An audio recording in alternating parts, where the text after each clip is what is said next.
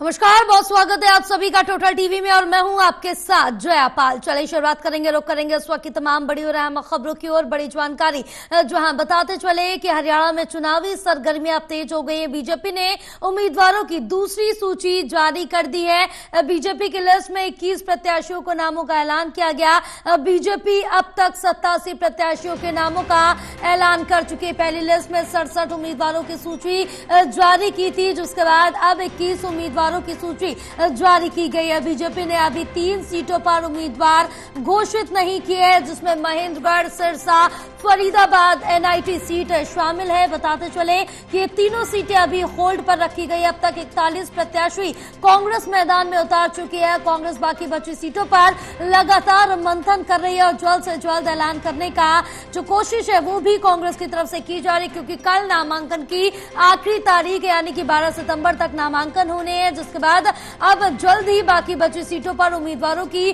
जो घोषणा है कांग्रेस कर सकती है। कांग्रेस में नामांकन की आपको बताते चले कि कल आखिरी तारीख और इससे पहले यहाँ पर जो उम्मीदवारों के नामों का ऐलान है वो किया जाना है। फिलहाल बताते चले कि बीजेपी ने अपने 87 उम्मीदवारों के नामों का ऐलान कर दिया है। कांग्रेस ने 41 नामों का ऐलान कर दिया है। और जिस तरह से देखें कि बीजेपी की सिर्फ 3 सीटें होल्ड पर है और कांग्रेस की बात करें तो अभी आधी से ज्यादा सीटें बाकी है, क्योंकि जिस तरह से अभी 41 सीटों का ऐलान किया गया, उम्मीदवारों का ऐलान किया गया है। बाकी बचे नामों का ऐलान जल्द से जल्द कांग्रेस की तरफ से किया जाएगा। हमारे साथ एसोसिएट एडिटर प्रदीप कुमार जुड़े हुए हैं और ज्यादा जानकारी लेंगे। प्रदीप, जिस तरह से देखिए कि हरियाणा में विधानसभा चुनाव 5 अक्टूबर को होने हैं, लेकिन उससे पहले काफी घमासान देखने को मिल रहा है हरियाणा में विधानसभा में, क्योंकि अब तक की बात करें तो 87 उम्मीदवार बीजेपी अनाउंस कर चुकी है। कांग्रेस के अभी 41 उम्मीदवारों के नाम सामने है। लगभग आधे से ज्यादा नामों की घोषणा होनी है कांग्रेस में और 3 सीटें बीजेपी ने होल्ड की है। देखिए, बिल्कुल हरियाणा का चुनावी रण मुकाबला चल रहा है। आज कई जो बड़े चेहरे हैं वो नामांकन भरते नजर आएंगे, क्योंकि कल नामांकन का आखिरी दिन है। इससे पहले कांग्रेस की लिस्ट पर तमाम निगाहें लगी थी, लेकिन अभी तक कांग्रेस ने आधिकारिक तौर पर 49 जो उम्मीदवारों की लिस्ट है वो होल्ड पर रखी है। सस्पेंस बना हुआ है कि आखिर कब कांग्रेस ये लिस्ट जारी करेगी। कल पार्टी की ओर से बड़े नेताओं ने जानकारी दी थी कि ये लिस्ट कभी भी आ सकती है और कल देर रात आने की संभावना थी, लेकिन अभी तक ये नहीं आई है। तो रणनीतिक तौर पर माना जा रहा है कि दल बदल की संभावनाओं को देखते हुए फिलहाल लिस्ट को होल्ड पर डाला गया है रणनीतिक तौर पर। और जो उम्मीदवार तय किए गए हैं उनको सूचित भी किया गया है। अपनी तैयारी रखें, नामांकन को लेकर पूरे पर्चे तैयार रखें। जैसे ही लिस्ट फाइनल होगी उसके बाद ये नामांकन की प्रक्रिया कल भी जोर शोर से आगे बढ़ती नजर आएगी। तो आज जो भूपेंद्र सिंह हुड्डा भी नामांकन भर रहे हैं गढ़ी किलोई सीट से। इसके अलावा अगर देखें तो कांग्रेस की लिस्ट और जिस तरीके से आम आदमी पार्टी के साथ गठबंधन टूटा है, इसके बाद आम आदमी पार्टी ने कुल मिलाकर 40 उम्मीदवारों की लिस्ट वो जारी कर दी है और इसके अलावा भी वो अन्य उम्मीदवारों को फाइनल कर रही हैं। आज भी कुछ नाम सामने आएंगे ये कहा जा रहा है। कांग्रेस के 49 नामों पर नजरें हैं।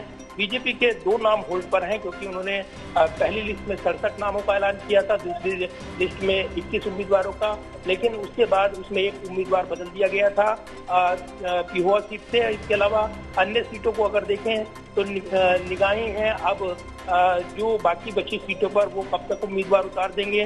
3 सीटें बची हैं, जिसमें फरीदाबाद एनआईटी सीट भी शामिल है, महेंद्रगढ़ सीट शामिल है। तो ये काफी महत्वपूर्ण रहेगा देखना कि ये कब तक अपने उम्मीदवारों को सामने लाते हैं।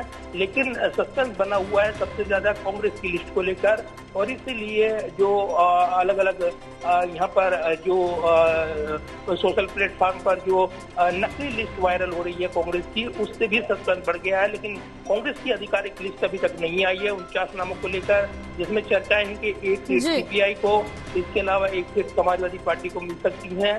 आम आदमी पार्टी के साथ गठजोड़ नहीं हो पाया है, लेकिन जिस तरीके से निगाहें हैं उम्मीदवारों को लेकर वो लगातार यहाँ पर एक रणनीतिक तौर पर कांग्रेस को लेकर जो उनका रहता है कि एंड टाइम पर लिस्ट जारी करते हैं, ठीक उसी तर्ज पर वो इस बार भी बढ़ रही हैं। क्योंकि आम आदमी पार्टी ने इस मुकाबले में बातचीत की जो प्रक्रिया शुरू हुई है उसमें वो बातचीत टूट गई कांग्रेस के साथ और उसके बाद उन्होंने मैदान में अपने उम्मीदवार उतारे हैं। ऐसे में एक दिलचस्प मुकाबला हरियाणा की राजनीति में देखने को मिल सकता है। अलग अलग सीट पर अलग अलग समीकरण वो बनकर उभर रहे हैं।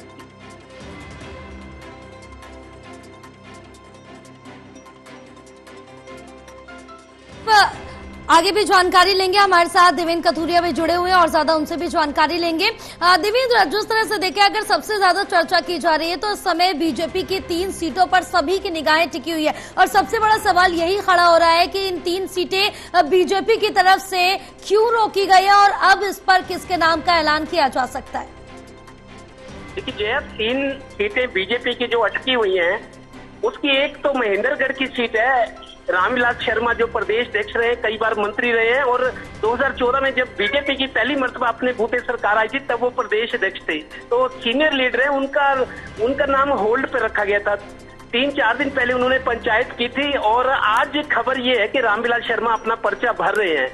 पार्टी ने टिकट नहीं दिया, पर्चा भर रहे हैं। वो इसलिए भर सकते हैं जिस तरीके से करण दलाल ने पर्चा भरा है, लेकिन उनको कहा गया कि 12 तारीख चूंकि लास्ट डेट है, आप पार्टी की तरफ से जारी अधिकृत का सर्टिफिकेट लाएं तब इसको स्वीकार करेंगे, नहीं तो 12 की शाम को रद्द कर दिया जाएगा। तो उसी तरीके से रामविलास शर्मा भी आज पर्चा भर रहे हैं। वो अपने बेटे के लिए टिकट मांग रहे थे, लेकिन पार्टी को देखना है क्या करना है। लेकिन आज खबर ये है कि रामविलास शर्मा पर्चा भरने की तैयारी में है, बिना टिकट मिले उसका इंतजार किए हुए।